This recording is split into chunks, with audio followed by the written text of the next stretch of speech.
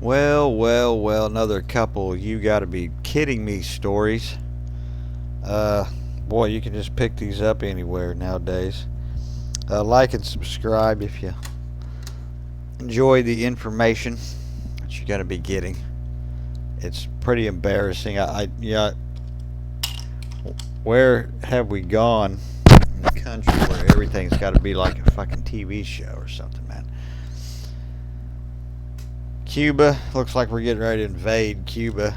We'll get into that story here later. Let's hit this, though. This is unbelievable. Sean Duffy returns reality TV roots. He used to be on some kind of MTV show. I remember what it was called. I don't remember him, but anyway, here we go.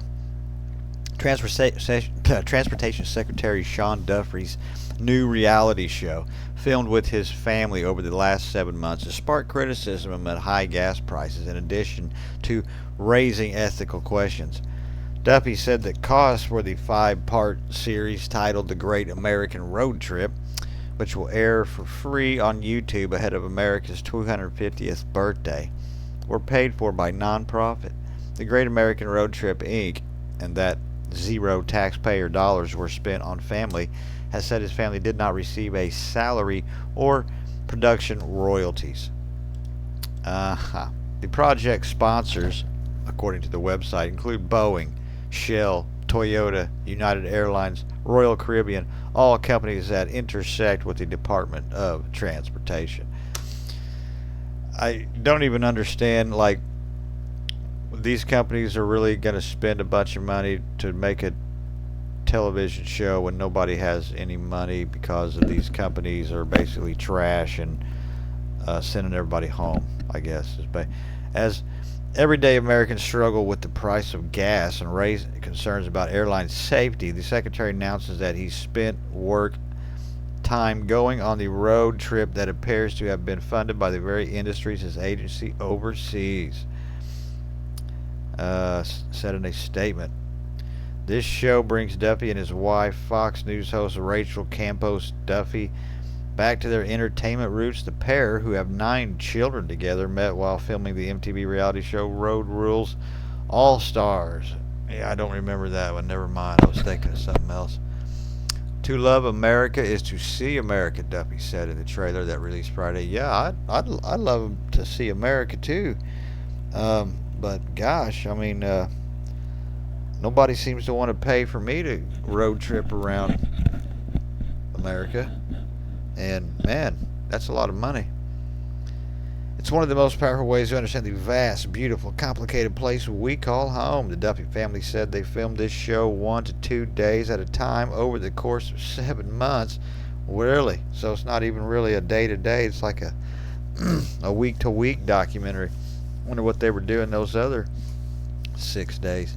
Trip activities included running up to the Rocky Steps at the Philadelphia Museum of Art, snowmobiling in Montana, and a stop at the Real World Boston House where Duffy first gained reality television fame.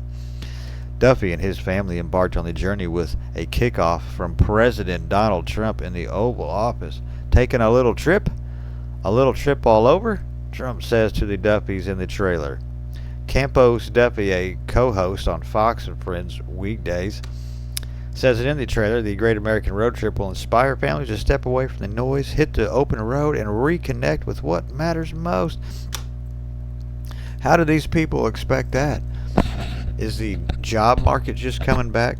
Are you able to just get a job that pays anything? I mean, get a job now, you're keeping that just to scrimp to get by. If you have a job, that's what you're doing. If you don't have a job, I mean, you're in trouble. The trailer's release has sparked criticism, however, coming at a time when it's less feasible for many Americans to embark on a road trips or other travel. Yeah, really. The U.S. war has raised price gases, which hit $4.55. It's $4.98 where I stay. $5.99 for diesel. Meanwhile, Trump's approval rating handled the economy recently career low to 31%. Sean Duffy has already taken action to make cars affordable and to support the president's energy dominance agenda, a Department of Transportation spokesperson said in a statement. he has taken action to make cars affordable. No, he hasn't. The market's exploded, and now they're selling them for prices really cheap. Well, I don't know if they're doing that yet, but I think it's going to start happening. I've seen some places that are. But it's just because nobody has any money. And then you look at the mechanics that are quitting or non-existent. Who's going to fix them? And most of these cars were built during the time of that pandemic, and it's got all these, all the other people in there that really don't really do a good job. Those combined, I guess, what I'm trying to say. Campos Duffy responded to us saying all production costs were paid for by the non-profit, the Great American Road Trip Inc. No one in my family, including my husband, were paid to do this. The Great American Road Trip is an independent non-profit 501c4 organization, according to its website. Proudly partnering with the U.S. Department of Transportation, the Great American Road Trip fully funds its own efforts to celebrate and share America's story. Website reads alongside a list of corporate sponsors including trade groups, gas companies, tourism agencies. Asked by CNN whether taxpayer dollars were used for Duffy's individual travel, the Department of Transportation spokesperson said that celebrating America's 250th anniversary, including through the Great American Road Trip, is part of Duffy's official duties. Is it really? So Duffy's official duties is to just go make a TV show and have somebody else pay for it. Well, nobody else can afford to. I don't know, man. I don't know what to tell you. Despite the Secretary's vigorous defense, there are still numerous questions that warrant investigation. Was this an appropriate use of government time? What role did industry play in its funding? And isn't he supposed to be at work? I would assume he's supposed to be at work, taking care of things a lot more important.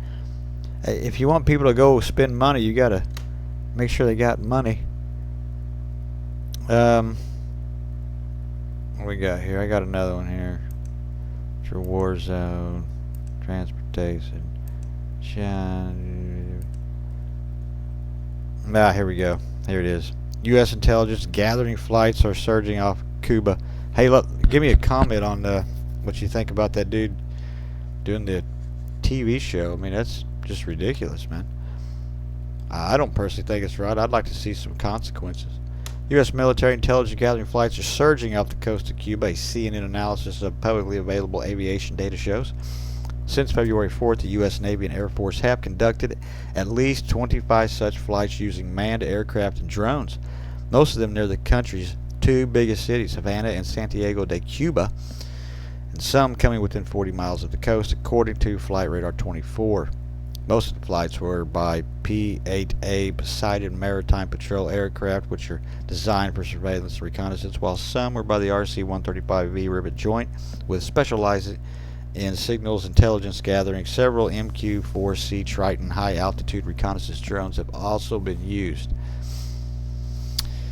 The flights are notable not only for their proximity to the coast, which puts them well within range of gathering intelligence, but for their suddenness of their appearance prior to February. Such publicly visible flights were exceedingly rare in this area, and for their timing. Trump's public utterance against Cuba hardened noticeably in the next weeks before the surge, with the U.S. president reposting on Truth Social a comment by Fox News contributor Mark Thiessen that Trump would visit the free Havana before leaving office. Just a few days after that post, Trump ordered an oil blockade of the island. I've never even used Truth Social. Fast forward to today, and Trump is imposing expanding sanctions regime on Cuba and insisting it represents a threat to the U.S. national security. Cuba officials, meanwhile, have dismissed the suggestion their communist-run government poses any danger to the U.S. They insist they are open to negotiations, though have also vowed to conduct an extent guerrilla war against U.S. forces if attacked. So they want to negotiate, but I guess there's no negotiation. The Pentagon declined to comment on these findings. Yeah, isn't that funny? Similar patterns visible surveillance occurred, led up to U.S. military operations in both Venezuela and Iran. Yeah, so it looks like we're probably going to go to war with Cuba, or we're going to try to occupy them. It won't be war, of course. In the case of Venezuela, Trump announced September 2nd that the first strike on an alleged drug vessel in the Caribbean, especially alleging a connection to Venezuela's then President Nicolas Maduro, who was accused of mass murder, drug trafficking, sex trafficking, and acts of violence and terror. Publicly visible surveillance flights began last week over Venezuela. A similar trend unfolded in Iran. Since early 2025, dozens of these same U.S. surveillance aircraft have been active around the war zone in Ukraine.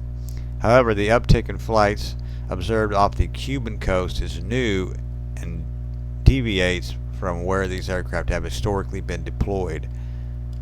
Some pictures of them. All flights described above were tracked using publicly available open source flight tracking dashboard like Flight Trader 24 and ABS Exchange, and in some cases these flights have been shared widely across social media, whether on X, Discord, or other platforms. That is despite the aircraft involved being capable, should they so choose, of making their presence by turning off their location beacons, which raises the questions of whether the U.S. is deliberately signaling the presence of these aircrafts to its adversaries. Whether or not the signaling is explicitly intended by the U.S. military or administration, the message is likely to be unsettling, to say the least, for Cuban officials. Yeah, that means here we come, buddy. Look out, we're going to take you over too. I guess we're going to go to war with the world with this administration. Police actions. We're going to police action the world. That's what we're going to do. So that's cool. That's awesome. That's what we need to be spending all kinds of money on, because everybody here in America lives so good, man. I mean, let me tell you, I can just go anywhere I want, spend whatever money I want. I mean, damn. Yeah, let's do this for the rest of the planet how we got it here, huh? Like, subscribe, comment.